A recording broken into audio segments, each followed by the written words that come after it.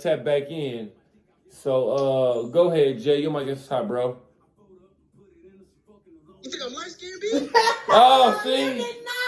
Let me say. Hold on. Let me answer him. Real quick. As fuck. As fuck. To back up what April said, man. She just said it. We still a nigga, man. No, that's what I'm saying. See, and that's the thing about it. That's the thing about it, Jay. Like, I'm not light skinned. I used to be, man. you used to be. Oh, you grew out of your light skinness. The sun touched me a bit. You feel me? But it's wintertime. You back light skinned, bro. But this is what really. This is something that. This is another thing that society, every other race, they see. It's another struggle that we have within our own selves as people, as black people. Right. We having this conversation. I don't feel a way about what you said about I'm the lightest, we two of the lightest people. Yeah, you know I'm just fucking with y'all. Yeah, no, I know. But what I'm saying is that type of stuff is really people that feel like, oh, just because I'm fair skinned or whatever, I think that I'm better than them. Oh yeah. Without even having a conversation with me, knowing where my mind is at or anything. Right. You know what I mean? Oh, like they'll like how you were saying, oh yeah, darker skinned dudes is are people are winning right now. We're getting more compliments. It's better to have darker skin. Quick example, I've been in situations where I'm having a conversation with my boys, right? And we joking around or whatever. And I think I brought this up a couple pods ago where I was saying my grandmother was half white, half black. Mm-hmm. And I brought that up to my boys. So then, like, we'll be joking around or whatever, and it goes back to what I was saying, like the masculinity thing with the darker skin. And this where this comes up. Oh, you ain't no hard worker. You ain't this and this and this. You ain't hard. You ain't put in the work. My grandfather's this. Your grandparents was the house niggas. Right. You know what I mean? And then that's where and Jay, look. So do you think? Hold on. That ain't got nothing to do with me. No, Jay, listen, James. So look, so do you think that particular notion right there with the house nigga, field nigga is what started this whole light skin, dark skin battle back and forth? You get what I'm saying? Like to where the dark skins look at the light skins like, hey, y'all had XYZ because y'all had this in the beginning because y'all had the fair skin, but we out here in the fields working because our dark skin. So this is what I take from that.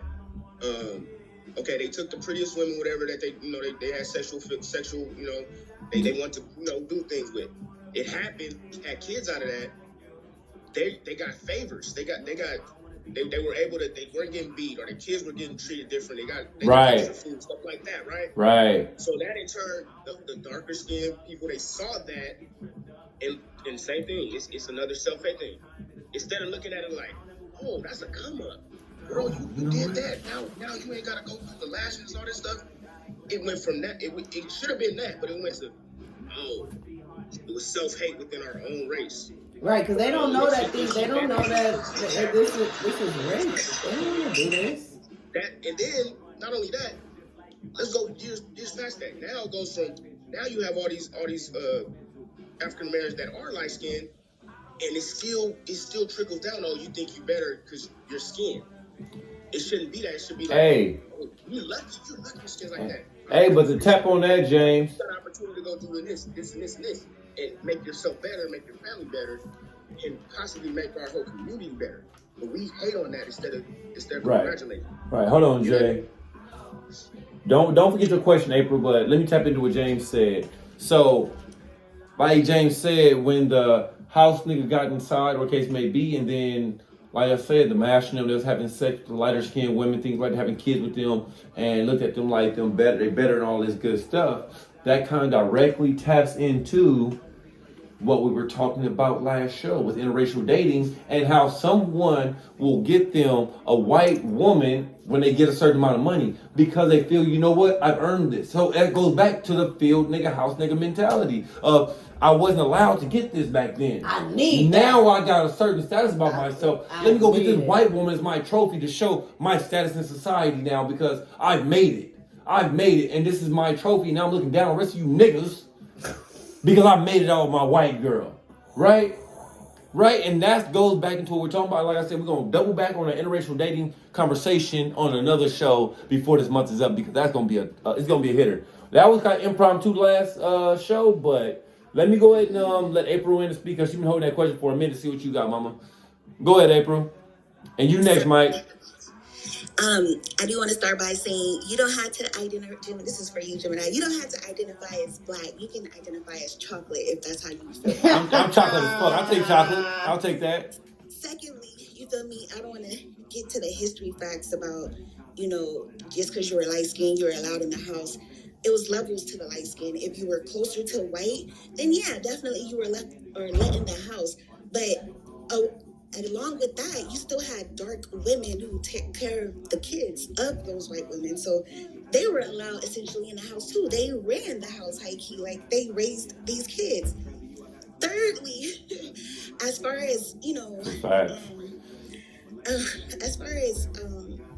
talked about the man. I'm so sorry. I'm trying to remember. That's why I tell y'all start getting a notepad. Write y'all questions down because I know we were talking and y'all talk questions. So I really want y'all to start getting notepads when y'all come on the show because y'all be having great questions. But I know we talk a lot and y'all tend to forget them sometimes because we get engaged a lot. So I'll be trying to listen and tune in. Right. Here's the third one. It wasn't a matter of what you look like. It was a matter of what that master liked. You could have been a white master or the male or whatever. He's going to want the black women to be in the house. Why? Because he liked the black. The women, of the house, she wanted the man or the black man to do certain things in the house. And guess what? She was 9 times out of 10 to ruin the black man, which is why she had a brown-skinned baby. Right. So there's different levels, like the way you can even look at that whole situation. But I totally agree with, I forget what her name was. I'm just gonna let y'all finish. No, hey, thanks. Right. Yeah. April, you brought up a good point about the black women taking care of even the white kids, right? And that made me think about the idea that we are attracted to or that people want to usually marry somebody that is like their mom or their dad, right? But let's take away the mom or the dad role, and it's more based on the person that you felt the most love from. Caretaker. The one that you felt like nurtured you and took care of you the most. That could be an explanation as to why a lot of white people grow up and want to marry black. And that could be a genuine feeling that they have. It could be not that they're fetishizing or not that they're doing anything malicious if they were actually raised by a black woman. I think that's something that we don't consider. See, but if they had the black person raising them, or the case may be, right?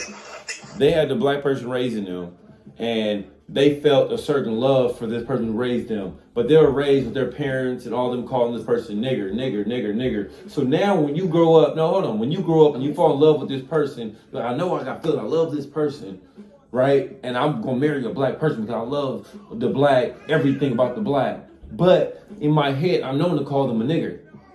Which part do you, as a black person, love with this person of white? No, I'm just saying, like, if you follow this white person, right, they love you until they love you, but they may call you a nigger when they get mad. Which side of your blackness are you gonna sit back and deal? Are you gonna deal with that side? I know person just raised wrong. I never listen. And hold on, before you answer, Mike, you next, and Felicia, don't forget your question because Mike didn't have his hand up. I got Mike next, and you after him, Felicia. So don't forget your question. I just want to say that I don't have an explanation as to why black people like white people, right? Genuinely, definitely, but right, wholeheartedly and genuinely. But I was just doing a guess or a hypothesis on like context and things that we say, right? Like women marry men that are like their fathers, or they end up with men that are like their fathers and stuff like that, right? And